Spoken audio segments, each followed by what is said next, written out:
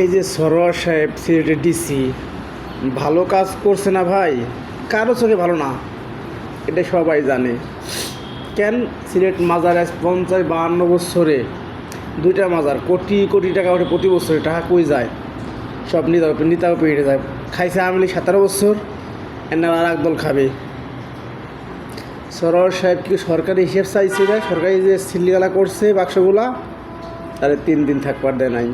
এই হলো বাংলাদেশের পরিস্থিতি। এয়ারপোর্টে ছিল নৌশত কদিন ভালো কাজ করছে, তার কেমায় খেদাইতে হবে। সোরের ধররা গেল। কুষ্টিয়া ডিসি ভালো কাজ করছে, তারও থাকতে দিল না। এর দেশে সব আউরে জাউরে মাগি পাড়ার পোলাফান সব জায়গা বসবে, নুসে যা বসবে, দুর্নীতি যা বসবে, তারা ভালো ভাই।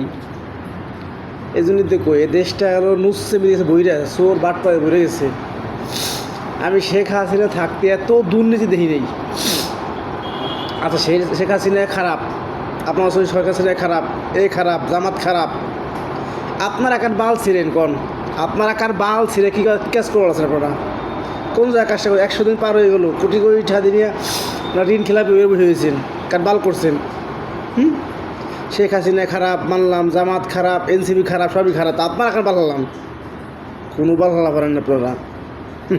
আফসোস লাগে ভাই, এত চুরি করলে কিছু উন্নত হয় না। বিদেশিরা চুরি বোঝে না, তারা চিন্তা করে জানেন যে কোনটা আগাইতে হবে, কোনটা বানাইতে হবে, বাংলাদেশের জন্য কোনটা যুদ্ধক্ষেত্রে কোনটা আগাইতে হবে, দেশটা কেমন নিতে হবে। আর আপনারা কী বোঝেন? নিজের স্বার্থের জন্য সব করতে পারেন। মানুষ খুন করতে বিজাবিজ করেন আপনারা 100 দিন না গেতে গেতে আপনারা 607 জন খুন করছেন। আর কি চান?